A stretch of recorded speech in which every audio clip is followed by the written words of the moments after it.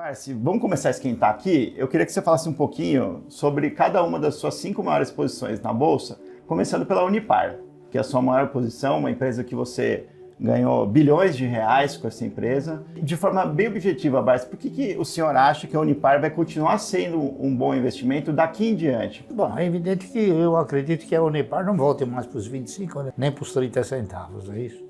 Mas eu acho que ela continua sendo uma boa opção, porque é uma empresa que distribuiu dividendos generosíssimos, tá certo? Em virtude de uma postura empresarial que nós tivemos assim alguma importância, que é o seguinte, que é não aumentar a base acionária de uma forma desordenada, como fizeram muitas outras empresas, não é isso? Todas, invariavelmente, todas as empresas que aumentaram muito a sua base acionária, hoje estão numa situação de dificuldade. Eu dou até alguns exemplos, não é isso?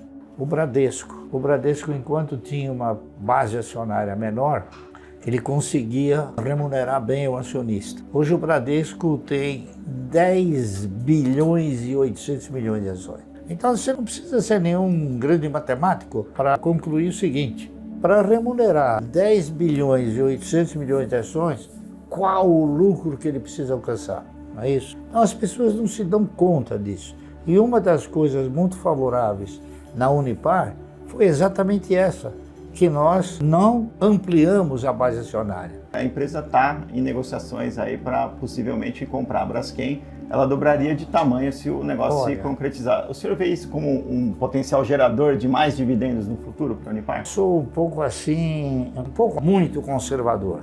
Eu faço um comparativo. Quanto a Unipar deu de dividendo até agora?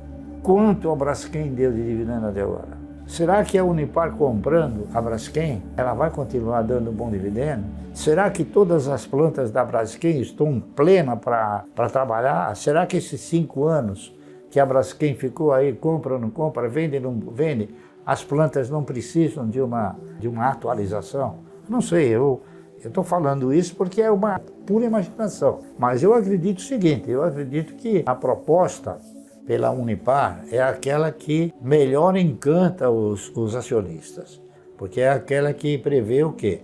Prevê futuramente estender uma OPA aos acionistas, é isso? Coisa que me parece que as demais ofertas não contêm esse ingrediente. É uma incógnita falar sobre isso. O principal controlador, o controlador da Unipar, Frank, é um camarada que ele tem uma boa visão de mercado, uma boa visão operacional, e se ele está fazendo isso é porque ele acredita que é um bom negócio. Vamos falar agora então um pouquinho da Klabin, que é a segunda maior posição do Barsi. A Klabin, ela é boa pagadora de dividendos, mas não é uma ação que se valorizou muito nos últimos 5 anos. Por que o senhor acredita que Klabin vai ser um bom investimento no futuro?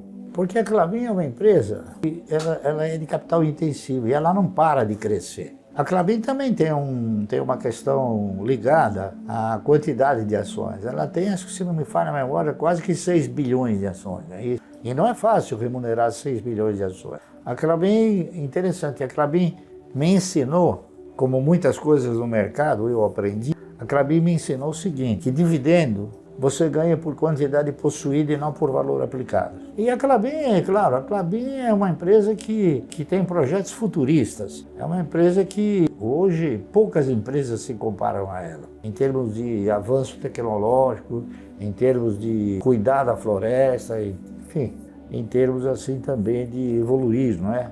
E as oportunidades que vão se apresentando para a Klabin, elas têm se intensificado. Por exemplo, a Klabin hoje ela está fornecendo caixas de papelão para exportação de frutas, coisa que era feita em contêineres, pequenos contêineres de plástico. A Europa, a própria Ásia hoje não quer mais que as frutas sejam embaladas em material plástico, tem que ser em caixa de papelão. Então é um mercado que cresceu bastante para ela.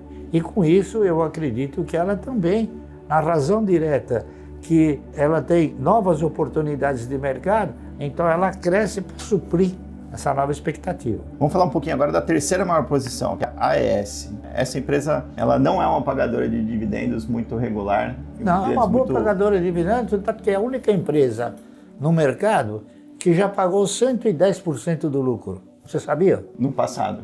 Não, no passado, pouco tempo atrás. É que a AES Brasil, ela passou por uma reformulação estatutária, operacional. A AES Brasil hoje não é só matriz energética proveniente hídrica. Hoje ela tem novas matrizes energéticas. E ela investiu bastante na compra de todos esses projetos. É muito importante que quando você entra num investimento, que esse investimento ele não venha somente aumentar o faturamento. É importante que ele, além de aumentar o faturamento, ele gere resultado. Esses investimentos todos que a AES Brasil desenvolveu, todos eles vão gerar resultado. Outro fator muito importante que ocorreu na empresa é que ela reduziu a base acionária. Ela possuía uma base acionária de 3 bilhões e pouco de ações, hoje ela tem só 600 milhões de ações. Então, para remunerar 600 milhões de ações, ela precisa talvez de um lucro menor. Então, provavelmente, o payout futuro dela vai ser um payout bom. E outra coisa que o pessoal também não se deu conta é que eu acho, por razões óbvias, né, o seguinte, que quando ela negociava ações ordinárias, preferenciais e units, uma unit estava representada por 5 ações, uma ordinária e 4 preferenciais. É isso? Com o enxugamento da base acionária, eles eliminaram também a units e converteram todas as ações preferenciais em ordinárias. Então hoje, a AES Brasil possui somente ações ordinárias. Como uma ação ordinária ficou no lugar da units, eu interpreto o seguinte, que uma ação ordinária hoje está representada por 5 ações antigas. Então, ela custa R$11, R$12. Se você dividir por 5, dá 2 e alguma coisa. Então, é um papel que está num preço assim super acessível. É que ninguém faz essa análise. Se a memória não me trair, a AES Brasil é a única empresa do setor de energia elétrica que tem no seu estatuto distribuir 100% dos lucros, né? 50, mas ela distribui quase que sempre 100, né? A prática é essa. Não é que nem a PetroRio. Você sabe qual é no estatuto, o que está consignado para pagar dividendo na PetroRio? Quanto você acha que é? Não faço ideia. Não, é exatamente 0,001. Então é uma empresa que nunca vai pagar dividendo. Nunca pagou e nunca vai pagar. Você tem outros papéis também assim, não é isso? Quem mais que paga um dividendo pífio? A Azul paga um dividendo pífio. Dentre aquelas que não pagam os 25%, está também a Raízen. E a Raízen tem uma base acionária gigantesca, né? Tem mais ou menos hoje quase 11 bilhões de ações. Então remunerar tudo isso não é fácil, né? O próprio Magazine Luiza também tem uma base acionária grande. A Itaúsa tem quase 9 bilhões de base acionária. Então o pessoal não analisa o evoluir da base acionária. O que o evoluir da base acionária acaba interferindo na distribuição de resultados. Você veja, a Itaúsa, com 9 bilhões de base acionária, considerando 25%, ela teria que dar o quê? 36 bilhões de lucro para dar 25 centavos. É por isso que dá 10, 12, 3 centavos. Às vezes dá 1 centavo. Às vezes dá zero nada, que a gente brinca. É isso aí. Então, a pessoa não analisa isso. A turma deixa de lado esses ensinamentos que o mercado transmite para você.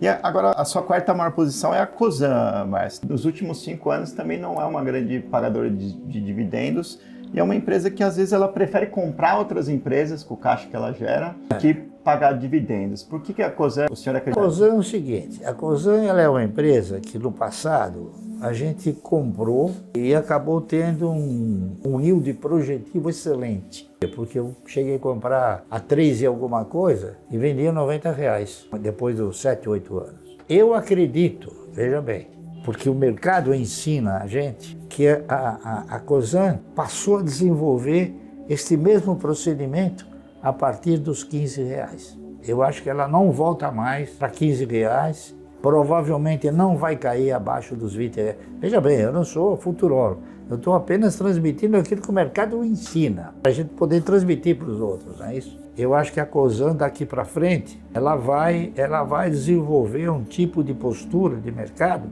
que ela vai evoluir, porque a Cosan sempre teve a mesma postura de mercado que a Suzano. Qual é essa postura?